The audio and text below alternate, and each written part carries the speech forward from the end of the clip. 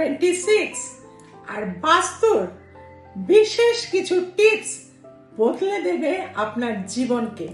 প্রথমেই বলবো 2026-এ অবশ্যই প্রথম যে পূর্ণিমা, সেই পূর্ণিমা তিথিতে আপনারা কিন্তু নারায়ণ পুজো অবশ্যই বাড়িতে করবেন, কারণ বাড়িতে একটা যজ্ঞ করা বিশেষভাবে প্রয়োজন রয়েছে।